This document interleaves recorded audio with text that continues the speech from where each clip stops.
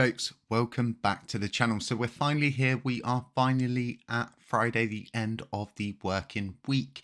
Sorry for coming at you so late during the day today. It's just been so busy within real life stuff. We've all got jobs. I would love to be here full time. Hopefully one day I can be. We're taking a look at crypto bubbles quickly before we jump further into this video. It's mixed feelings. It's a little bit of red. It's a little bit of green. We're seeing a few things popping out. We're seeing AVAX making a small jump of 7.1%. You know, Rune is down 8.4%, but is still looking good in the market. BTC's unsure what it is doing. This is all very important for us moving forward. We need to understand what's going on in the external markets to never miss out on opportunities that are made available by simply checking in to crypto bubbles every day. If you're not checking into crypto bubbles, consider it. I'll leave a link to it in the description. So on the week, things are looking interesting to say the least. We have got a few things attempting breakouts. Like I said, AVAX is looking very interesting. We've got TWT breaking out with almost 20% and Solana, as usual, breaking out. Solana's very interesting. They are a very strong community, and I've got a lot of respect for any community that has found their place in the crypto market. This is a bear market. It's a very strange time. It's one of the longest bear markets we've ever been through. So let's jump over to my price chart that I've got up in TradingView, and I'm currently just plotting things out and taking it as it comes, minute by minute, 30-minute candle by 30-minute candle. We are seeing a small cup and handle appearing on the 30-minute chart. You can see this all the way up to about the 4-hour chart. This is good. We need a breakout right now as Luna Classic holders. It's so important that we breach out of this area, which is a all-time low. I'm very confident that this is going to break out over the weekend, and we are going to push back up into this zone. This is an important zone. We have got good support down here. We've come down here a few times recently, and we have managed to regain ourselves. But like I said, we've got a resistance area, and this resistance area is between 6,600 points per coin and 6,800 points per coin. It's important to get yourselves relatively adjusted to where we are in the market right now. It's a battle during any market, but during a bear market, it's an uphill battle with a waterfall crashing on top of you.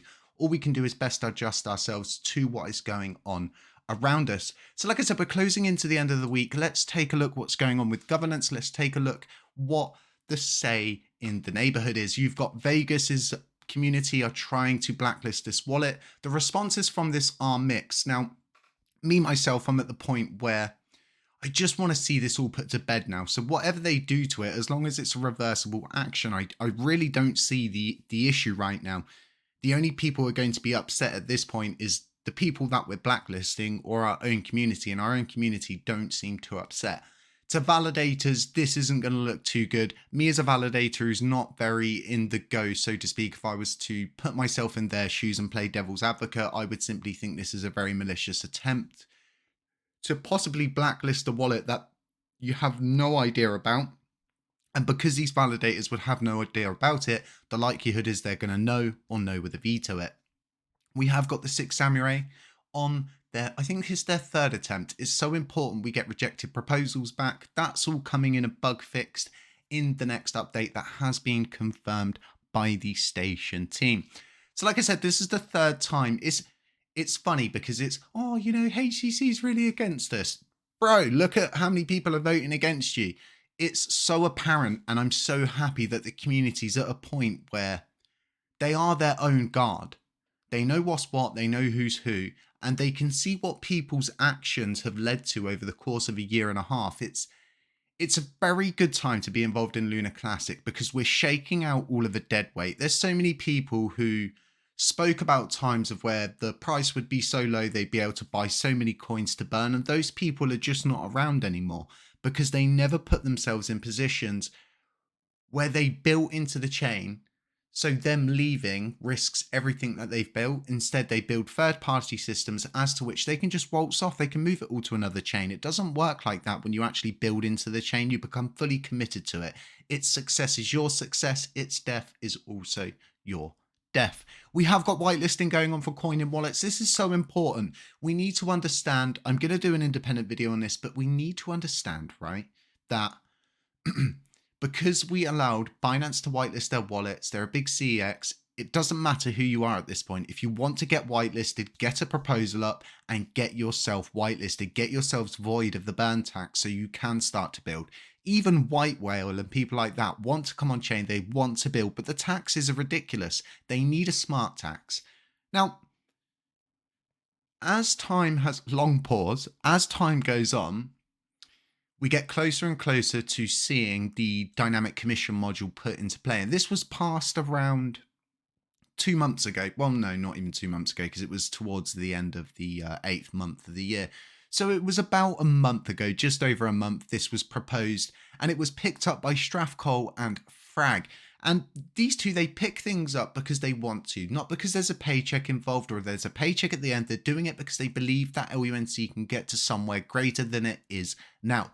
This is a very strong thing moving forward, because from what I've been told, and this is what I've been told, we're drawing very close to this thing being ready. And because we've already voted for it, it's already been confirmed, it can just be implemented almost straight away once it's ready. I think it will go on a block epoch. I'm not too sure, but what I do know is the likelihood is we're going to see this happen within a month. Now, this whole cynical sort of labeling me as just a YouTuber, I get it. I'm a YouTuber. I totally get it. There is no validator inside our system that has attempted, other than all nodes, to do something like this. Let alone get every validator to agree to losing their mass amounts of voting power. And the support on this was strong, as you can see. There was only 10% voting no. So the support was very strong on this. We got a lot of validators to do something which brings decentralization to our sector. Terra Rebels, the L1, the Quants, everybody who has come forward to do something has never thought to themselves, well, everything doesn't matter anyway, and I can fix and build what I want. But the system's still centralized. The decision making is still centralized. No validator in my position would ever have done what we have done here, pushing this forward in order to do that, because I'm one of those validators now, and it's not a choice you have as a validator. If people are choosing to support you because they like what you're doing, then that's just the way the cookie crumbles, honey.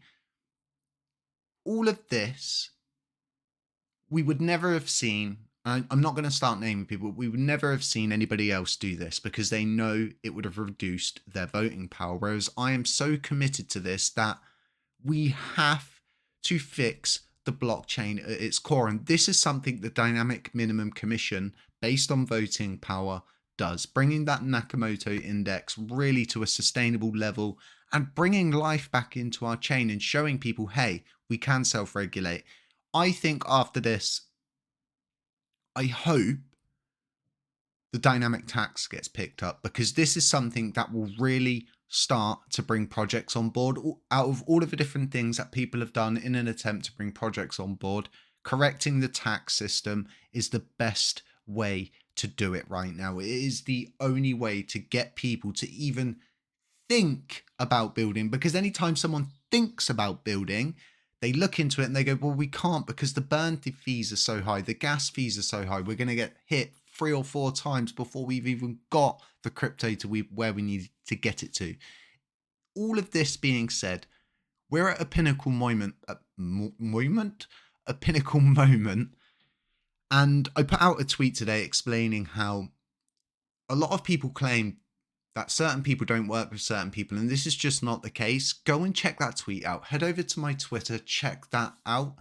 Have a look, have a read, let me know what you think, and let me know what you think about everything that's going on at the moment, especially with price, because this is why covering crypto bubbles is so important, because it's not just us that's been taking a hit, and this is something that we'll suffer from when we are in the LUNC bubble, is the fact that we're not looking at what's going on around us. We're simply just focusing on the goal, which is our blockchain. And it's totally understandable. And we get fixated on the idea that it's just us that's in this boat, when realistically, it's the majority of the coins that are in DeFi were taking big hits. And it's just something we have to go through as a blockchain. We're very fortunate to have what we have, to have the strength of the Oracle pool and have all of the ins and outs and a moderately working system, especially with the third-party system. As soon as it's not being paid, going off to another chain and handing over that third-party system to the L1 team, who are absolutely missing in action, by the way. I'm not getting any replies from any of them. They're totally ignoring me, and it's just like, guys, get your head out of the sand. Come on, let's pick our stuff back up. Let's carry on going. You know, you've tripped, you've fallen. Let's get back up. Let's rectify things. Let's look at where you went wrong. Let's see how we can make it better in the future. It's all about trying to work together, whereas people don't try and do that with me. They just see me as this condescending attitude of being, he's just a YouTuber. I'm going to leave it on that comment, folks. Do check out all of the links in the description. If you haven't subscribed yet, consider subscribing. It really does help the channel grow. It really does help us just be here more and provide more content for you folks and keep you up to date as best as we can. Other than that, have a really nice weekend. Stay safe, stay humble, stay aware. And as always, I will catch you all in the next one.